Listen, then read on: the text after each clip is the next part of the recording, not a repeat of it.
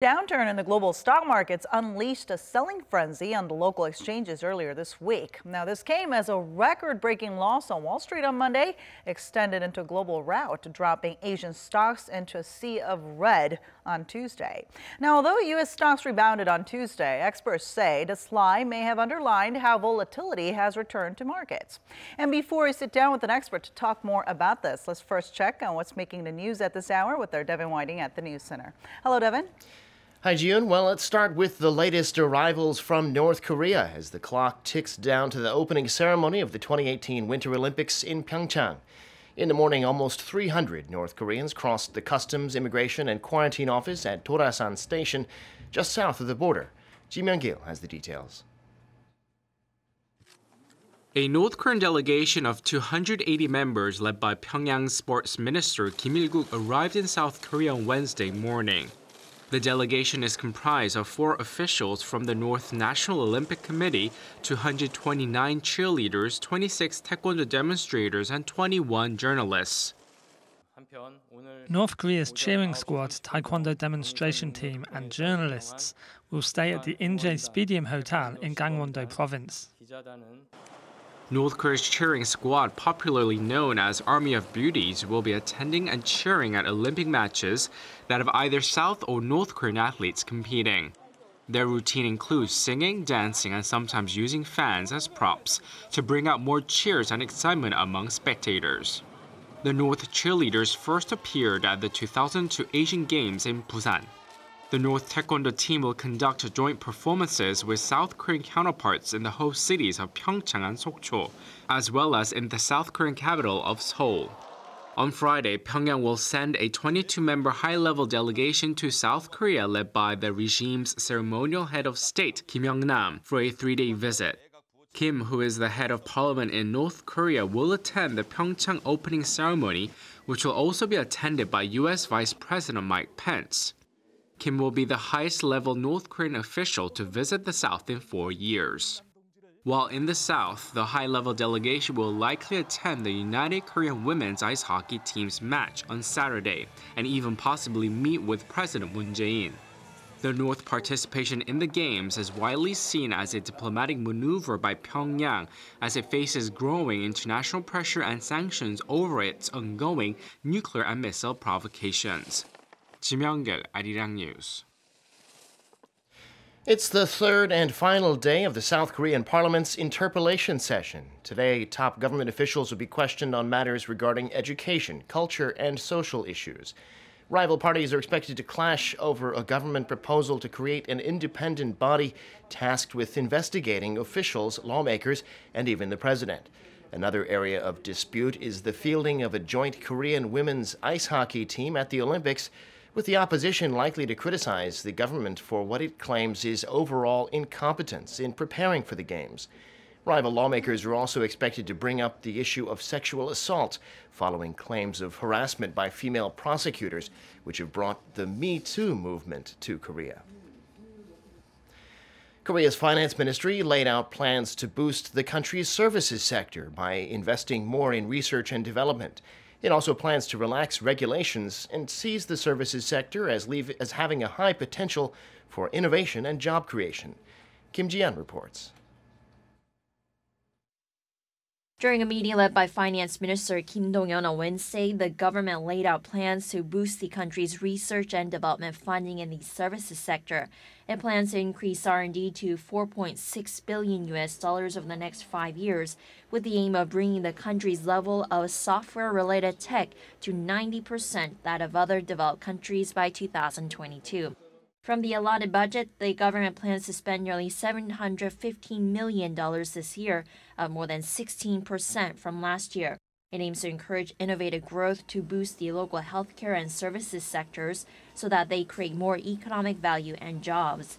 The government says it will relax the current regulations on companies to enable them to build affiliated research centers and be eligible for tax benefits. It's abolishing the current regulation that requires college degrees among full-time researchers at centers aimed at boosting cultural content, and is strengthening intellectual property rights to prevent illegal distribution of copyrighted material. The government also says it's going to increase the scope of eligibility for tax benefits to include firms engaged in providing new ways of sharing lodging or automobiles and providing health care, in addition to those involved in the development of the next generation of automobiles, artificial intelligence, and renewable energy. Kim Ji-yeon, Arirang News. The United States could be facing another government shutdown, this time at the call of the president. Speaking at the White House on Tuesday, local time, President Trump said he welcomes another shutdown if Democrats won't yield to his demands on tightening immigration laws. Trump said, "Without borders, we don't have a country," and told lawmakers that he was willing to shut the government down for the sake of the nation. His remarks come just 2 days before government funding expires on Thursday and as congressional leaders are negotiating a deal on spending to prevent the shutdown. SpaceX has successfully completed its first launch of the world's most powerful commercial rocket. It marks a successful beginning to CEO Elon Musk's most ambitious project yet and could one day be used to send humans to Mars. Park So-yeon reports. Carrying a cherry-red Tesla Roadster, Falcon Heavy took off from NASA's Kennedy Space Center in Florida at 3:45 p.m. Tuesday local time. A mannequin wearing a SpaceX spacesuit was strapped inside the car. The two side boosters detached and headed back to Earth about 2.5 minutes after the launch. Thousands of people gathered at the Space Center to witness the moment, the culmination of a 5-year plan. SpaceX used a Falcon Heavy, standing more than 21 stories tall, to send the vehicle into orbit using technology with twice the launching power of any existing rocket. The Falcon Heavy consists of 3 Falcon 9 rockets joined together, boasting 27 engines, and the rocket creates a combined 2.3 million kilograms of thrust, the equivalent of about 18 Boeing 747s at takeoff. SpaceX says the rocket will one day be used to send humans to Mars. If this voyage is successful, it could raise interesting possibilities for future innovation, including larger U.S. satellites and the launching of hundreds of satellites into space to give broader internet access to the developing world. This development also gives rise to a huge improvement in space exploration and will enable Musk to fulfill his dream of sending people and larger robots to the Red Planet. Experts say the launch will open up a world of opportunities and marks a huge step forward for the rocket industry. Park So-yeon, Arirang News.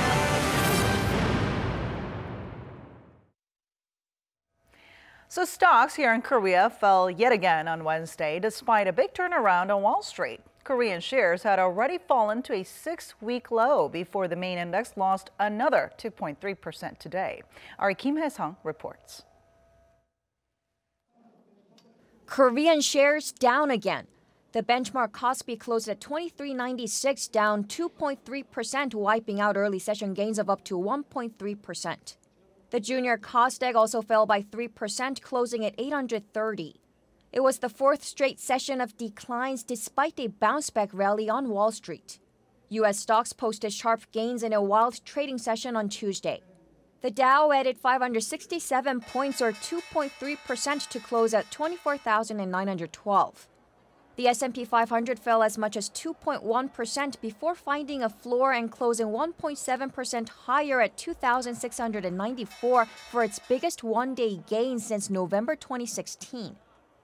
The rebound comes after U.S. stocks suffered their worst fall in over 6 years Monday over concerns the Federal Reserve could tighten monetary policy more aggressively to fight inflation following a surge in U.S. wages. Similar to Korea, other Asian equity markets opened strong Wednesday but saw those gains weaken later in the day, underscoring lingering anxiety following steep losses in global equities over the past few days. Kim Hae-sung, Arirang News. And to tell us more about the recent global market sell-off, as well as the economic impact of the Pyeongchang Winter Olympics, Professor Yang Jun-suk from the Catholic University of Korea joins us in the studio today. So good to see you. Happy to be here. Now, although some markets in Asia recovered ground today on the back of Wall Street's recovery, we did see the week start off with a major drop, a downturn in the Dow Jones Industrial index. Now, tell us more about what happened here. Okay, well, it actually all started last Friday when Dow lost 666 points. Now, if you're very superstitious, then that might give you a hint on what happened on Monday. Dow, in terms of absolute number of points lost, the highest number of points that it had in its history. So Dow lost about 4.5%, S&P lost about 4.1%, NASDAQ lost about 3.7% of its value, and that led to a sell-off in Europe and in Asia, including Korea. Now, this plunge, as we know, sparked, like you said, sparked some major sell-offs in markets over in Asia and Europe. Tell us more about this. Okay, well, the UK lost about 1.9%, but it dropped to as low as 3% during the trading day. Nikkei lost about 4.7%, but it also dropped to as low as 7%. Okay. And Hong Kong 4.9%, Shanghai 2.2%. But Korea, at least yesterday, Kospi only fell by 1.5%, and Kosdaq really didn't even fall at all. It fell by 0.01%. So we thought perhaps we got out of it relatively well, but then today happened. Right. What happened today with the Kospi? I mean, it did fall dramatically, about 2.3%, I believe. I mean, what happened with the Kospi as well as some of the other major indexes across Asia? Okay, well, Kospi today, it was always shaky. It was like a roller coaster. Kosdaq was a slightly different picture. It seemed like it was actually gaining on the morning trading. As much as lunchtime, it seemed like it recovered and it actually went higher than the Friday's levels. Then suddenly in the last 2 or 3 hours, it all changed and we recorded major loss in both indices. Now, some say that this global market rout indicates that we need to perhaps brace for a collapse in the current market bubble. What are your thoughts on this? Okay, well, I think there is some elements of a bubble here. The United States stock market was concerned that the long-term price-earning ratio was historically high, so they were expecting some adjustments. Same with Korea. Kospi market was hitting historical highs fairly often. Kosdaq was hitting 15-year-old highs fairly often. And, well, Korean firms, especially exporting firms, were doing well. Samsung and SK Hynix had historically high profits, but a lot of other firms weren't doing as well. And well, while Korean exports were doing well, Korean domestic economy, well, it's not doing quite as well. It's been lackluster. So whether it deserved to have all those historically high figures, that was questionable. And I think that's playing on the uncertainty here, and that's being reflected in the stock market. You know what's interesting, though, is that this bout of global market volatility came as the new U.S. Fed Chair Jerome Powell was in his first day in office. So do you think this could have had an impact on the stock plunge? I think some people may have been nervous about that, but I really don't think so. Powell was selected specifically because he was as close to Yellen as possible. Originally, the Wall Street wanted Janet Yellen to continue as the chairman, but the U.S. Republicans insisted to President Trump that they wanted a Republican in the Fed. So they searched for a person who was as close to Yellen as possible, but still a Republican, and that's how they got Powell. Now, he's been a Fed governor since 2012, so he knows fairly well what's going on. And in terms of monetary policy, he probably wouldn't have made any different decisions. Now, his background is law. So they were expecting him to lead on the deregulation of the financial market, which would probably been a factor to raise the stock prices, not lower it. But he does, because he does not have an academic economic background, some people were worried that if there's a financial crisis, then he may not be equipped to handle it. But there were similar incidents like Tuesday on 2001 and 2008. So I don't think this is, well, it's unusual, but it's not big, unusual event. We have seen it before. The Fed knows how to handle it. So I don't think the fact that Powell became a new chairman really was a cause behind this. He just had a really big surprise on his first day, right? Well, there are also reports that the latest market fall was partly driven by fears over that the U.S. Fed might raise rates faster than expected this year on the back of a pickup in wages. What are your thoughts on this? Okay, I think that is much more of a real reason why some people panicked. There's a joke around academic macroeconomists and financial economists. The stock market is not the economy. The stock market has predicted 9 of the last 4 recessions. And stock market always does well when there's bad news. Now, before, say, about 2000, stock market was seen to be a reflection of what's happening in the real economy, but more and more since 2000, we haven't really found it so. In fact, there's a very strange occurrence. Whenever there's a good news on the economy, the investors fear that the Fed is going to raise the interest rate, so stock market falls. Whereas if there's bad news, then they expect the Fed to lower the interest rate, so stock market rises. So it's almost become a joke, as I said, among academics that, well, whenever there's good news, stock market will go down. Whenever there's bad news, stock market will go up. All right. Well, now coming back here in Korea, we had that news of Samsung heir Lee Jae-yong being, or his jail term was suspended and was released in an appeals trial. Now, how did that news affect Samsung shares? Okay. Well, initially it helped Samsung shares, but then Samsung share prices have been going down for the last few days, and there's several explanations. Some people attribute this to the stock split. While initially people were enthusiastic about stock split, some people were concerned that, well, the stock price may become too low for it to be attractive to major investors. And there's also some concerns that with more average people buying the stock, there will be more stockholders and it'll be harder to monitor them. But I don't really think that's the answer. I think the answer lies closer to the fact that there's demand for some Samsung products may be in jeopardy. A lot of analysts have mentioned that Samsung sells a lot of parts to Apple for their iPhones, the OLED screens. And because the iPhones have not performed as well as expected in the last few months, they may cut down the order, and that would affect Samsung's profitability, and that's the major reason why Samsung stock is not doing well. All right, we're going to shift our focus a little bit to the Olympics because it's coming up on Friday. Now, how much of an economic impact will the Olympics have on the Korean economy? Okay, well, right around the time when we were pursuing the Winter Olympics from the International Olympics Committee, IOC, Hyundai Research Institute did a survey, and they claimed that the economic effects, both direct and indirect, would be around 62 trillion won. Korea Institute for Economics and Trade, Industrial Economics and Trade, they put a lower figure, but about 20 trillion won. I'm going to be a lot more pessimistic than that. Than 20 trillion won. Okay. The academic reports that are coming out since about year 2000 have consistently showed that while there's some exceptions, most large sporting events, the Olympics, World Cup, they don't really pay. And the estimates that they have tend to be overestimated. Now, some of the factors which come up is that, well, there's some, initially there's a lot of economic activity in the region because they have to build new stadiums, new infrastructure, and so on. But a lot of those become just a waste after the Olympic ends. We could just think of some Korean examples, like the World Cup stadiums that we had outside Seoul, which is not being used. The large buildings for Yeosu Expo that are not being used. So the infrastructure activity, while it does add to the domestic GDP in the first few years, they tend to become drag later on.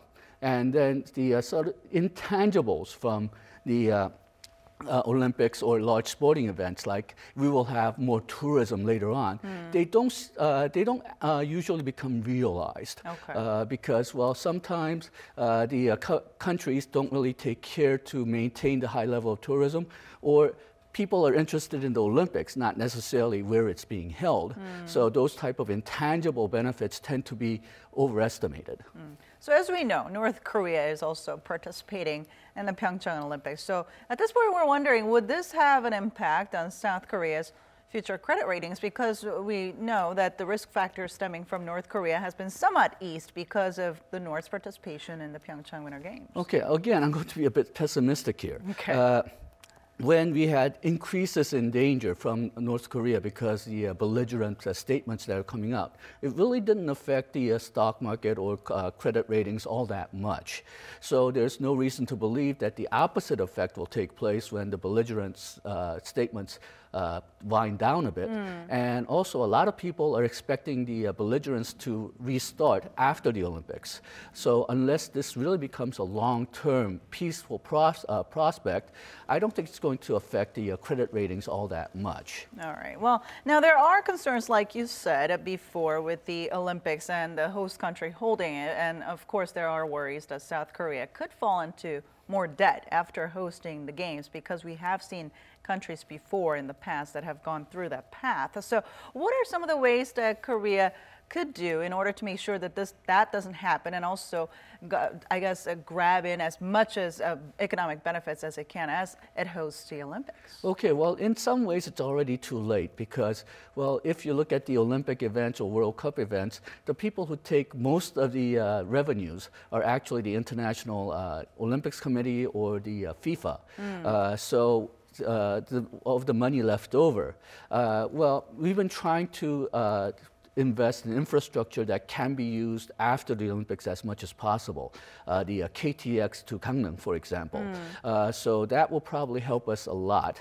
But in order to really get something out of the Olympics, we will have to, during the Olympics, show that Pyeongchang is a place where people can visit and have a good time and spend a lot of tourist money.